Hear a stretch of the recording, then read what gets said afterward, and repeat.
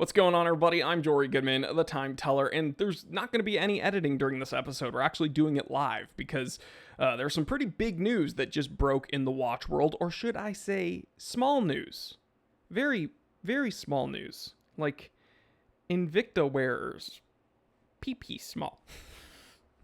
These jokes aren't going to land the same way without Gato's editing, so I'm just going to cut it out right here. I'm going to tell the time. It is 12:13 p.m. Let's get down to business. I just realized I made a dick joke, like within the first few seconds of this episode. I can't help myself. I cannot help myself. Even without all the editing, I cannot help but derail these episodes. Okay, so what are we talking about? Well, the current goings on in the watch world is, we're on the cusp of a potential recession. There's economic instability. Things are going up that we thought would go down. Things are going down that we thought would go up. There's things that are just leveled off. But it seems like people are worried about their investments when it comes to watch collecting. Oh my God, Rolex price is going down. What does that mean for us? How is this going to affect LeBron's legacy? Okay, so here's the thing. The truth is, and today's episode is going to prove this, regardless of what we are able to buy, us peasants, the ultra haute horologie, high-end, upper echelon of watchmaking, they're still going to be doing their thing, and they're still going to be producing these ridiculously expensive, crazy watches, okay? They're immune to all of this. They don't care what hoi polloi can afford. They're still going to be doing crazy things. So let's step away from this worry about the market and just look at the craziness that is today's watch. Okay, so first I'm going to talk about the Altiplano. Not 3 months ago, there I am, did I make an episode talking about this watch. But the title of this episode is the Bulgari Octo Finissimo Ultra is now the world's thinnest watch at 1.80 millimeters, but it's kind of stupid. Now, we all know Piaget and their Altiplano was initially like the world's thinnest watch, but world's thinnest watch, that is like until the time of filming. Bulgari just threw a wrench in Piaget's whole gig. That's right, at the time of filming, Bulgari just announced the Octo Finissimo Ultra, which is now officially the world's thinnest watch at 1.80 millimeters thin. Now, that was the crown. That was the king of world's thinnest watches. They had that title up until, again, 20 hours ago when the creators of this big honker, the RM2501 Tourbillon. This is the Sylvester Stallone Ben 10 collaboration, 50 plus millimeters, has a leveler, has a compass. I think it's titanium. Ridiculous watch, right? Well, for some reason, they did a surprise release with this, the new world's thinnest watch at 1.75 millimeters thin. The Richard Mille RM UP-01 Ferrari. All right, we see the prancing horse here, that prancing stallion. Okay, so this is insane. You can see a watchmaker with his loop and the finger condoms holding that watch. You can see this ridiculous movement, and you see the profile of the watch, 1.75 millimeters. Chances are you're not going to get one of these in your hands because, let's see, limited to 150 pieces at $1.888 million. So almost $2 million for this watch. So to put it in terms that us peasants can understand, okay, here's a quarter. A quarter is exactly 1.75 millimeters thin. So this right here is essentially what you would have on your wrist. That is insane. And this is it's a mechanical watch from Richard Mille.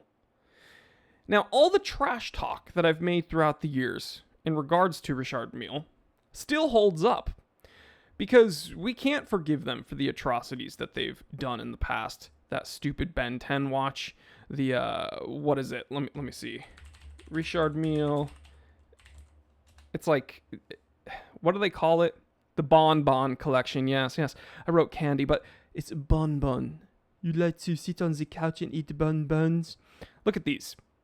I think I made a different categorizations of Richard Mille watches. It was like Ben 10 watches, fruit roll-up watches, which are these watches that look like fruit roll-ups, and then the diorama ones. I should call them diarrhea ones because it's the ones that look like it's like a school project with like animals inside of them.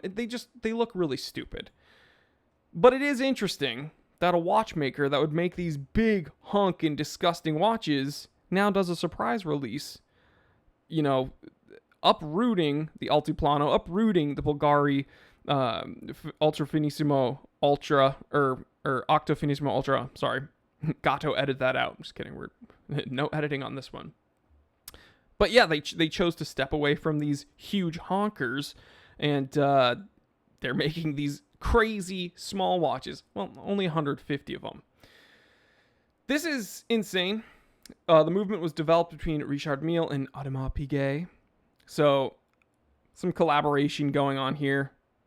Big barrel here. Very, very flat. Insane. I don't even know how you would wear this. Both the dial for the time and the dial for the balance are covered with a sapphire crystal, complete with anti-reflective coating on both sides. The rest of the case design is industrial meets racing, with a large segment relegated to the Ferrari logo inside the divot. What we think, so this is Hodinkee, by the way. Who doesn't love a world record? I think it's positively insane that we're seeing a watch so soon after the release of the Bulgari Ultra. So this is kind of what I'm getting at. I think this is really cool for the novelty of it. I think it's really cool also that Richard Mille has the balls and audacity to be like, oh, wow, that's cool. That's cool, Bulgari. But, F you. I think it's nuts to see this kind of head-to-head fighting between watchmakers. I think it's awesome. I think this is a watch that I will never wear because I won't ever get the opportunity to. I think it's a watch that some of you guys may have not heard of. So I want to break the news to you because it's really interesting for the reasons that Hodinkee listed. I mean, it's cool that they chose to uproot Bulgari this quickly, and it's really cool to see people strive to just literally shave millimeters off just to see how far they can push it. It's awesome. I think this is really awesome. I'm a fan of Ferrari, not a fan of Richard Mille. I'm a fan of innovative watchmaking, and yeah, if you have the money, let's see. 51 by 39 by 1.75 millimeters. Grade 5 titanium, 10 meter water resistance rating. Got to give that a threaded crown and bump it up to 100. Come on, those rookie numbers. Caliber RM UP-01, hours, minutes, seconds, function selector, 1.8 millimeter thickness movement. That is microscopic. Power reserve, 45 hours, manual wind, 4 hertz, 23 joules. 1.8, essentially $2 million, limited to 150. This is, oh look, they did, correction, the story originally reported the water resistance in the case 100 meters. That would be insane. That'd be really funny. Anyway, you could literally hide this, I was going to say you can hide it in an envelope, but that's not even like that impressive. Like, this literally, the little coin, like I don't even know what you put in it. That little pocket that's like supposed to be, I think, a change pocket or something in your denim jeans. Like, this would go in there and you'd probably lose it. You'd probably lose it in that pocket if it weren't for the strap. If you had just the head of the watch, it would be literally like a quarter. Again, I'm going to do this one more time for you guys. I dropped it. And that's the end of the episode. Insane. Very small. Let me know what you think. Insane. Very small. That's what she said. Love you guys. Leave a comment. Let me know what you think about this release. Is this something you think is cool? Is it something you think is surprising? Is it something that you think is just really stupid and doesn't really matter?